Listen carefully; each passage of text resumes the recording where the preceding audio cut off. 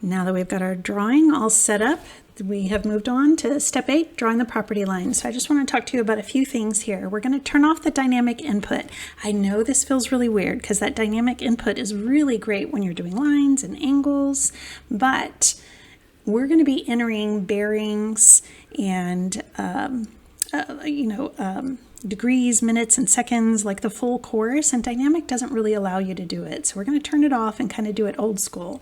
When we turn it off, now we're going to have to use polar coordinates. And so a polar coordinate is a kind of relative coordinate. So as we enter these things, we're going to have to put the @ symbol. The @ symbol says relative to that last place that I just gave you, relative to where I am right now, we're going to go this distance. We are not going to put the foot symbol in because right now, remember that foot symbol means minutes and the inch symbol means seconds. So we can't put in 152.01 with the foot symbol because AutoCAD won't know what you're talking about. 152.01 minutes instead of a distance. So it's not processing like that. So we're going to leave it all unitless as we enter these things. So relative coordinate, we're going to put in our distance, the angle sign, and then we're going to put in our course, or the bearing for the full course. So let's move this off to the side and get started. All right, so we were coming over here and we're going to set our property line layer current. We're going to turn off that dynamic. If it's on right now, it's this little button down here. It looks like a little plus sign with a rectangle next to it. You can either click on that button if you see it, or if you press the F12 function key, it turns it off as well. So this is it. We're going to get started. We're going to draw a line. And it tells us on, let's see, what is it? Step D, step 8D, begin the first corner at absolute 90, 35. Do not put the foot symbol. Just kind of unitless 90, 35. Mine's going straight because I have my ortho on, so we'll just turn off ortho so you can see that rubber band effect there.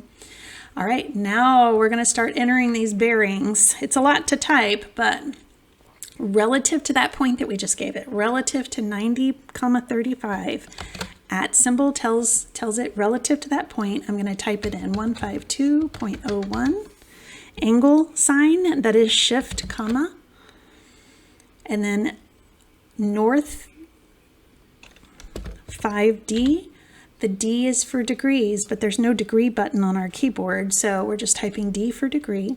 14, the apostrophe is minutes. 13, quote, is seconds, and W.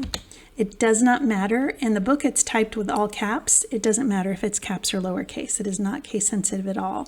But before we press enter on each one of these, let's double check them. So at 152.01, no foot symbol, angle sign, in 5D, 14 minutes, 13 seconds west.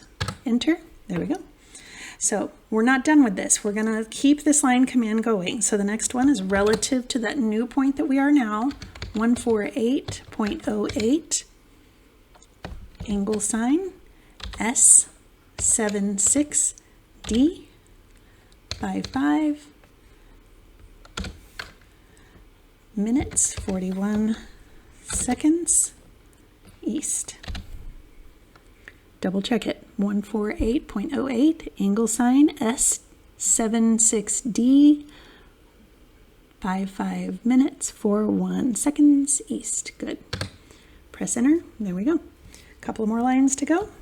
We're going to do @ symbol, 114.09, angle sign, S3D, 2 minutes, 9 seconds west. Again, double check yourself. This is going to be the worst if you accidentally have a little typo here. So at 114.09, S3D, 2 minutes, 9 seconds west. Enter.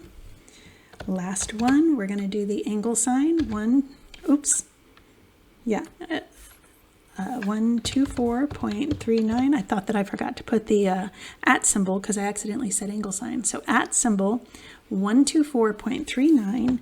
Now angle symbol, S88D, 10 minutes, 54 seconds west. Double, triple check myself. At symbol 124.39. Angle S88D, 10 minutes 54 west. Perfect. I'm done, so I'm going to press enter here. Now, you might be asking, why didn't we just use the close, like C enter to close it off? And that's because it's not going to close exactly. If we were to zoom way, way, way in here, I don't know if we'll actually see it. Look at this. It's not exactly perfect, and that's okay. We entered it the way that the land surveyor recorded it. When they go out into the field, there's human error. This is people who set up the little tripods. They're measuring distances. From one survey to the next, they will never be the same. No two people are going to stand in the exact same spot every time. So the city or the county, they have an allowable tolerance that it's allowed to be within. So that's why we didn't do the C for close, just to go ahead and close it off and go back to the starting point, is because we really wanted to type in the measurement that our surveyor gave us. And that way, when we get ready to go put dimensions on it, we can use the real dimension command, and it's actually going to give us the real dimensions there.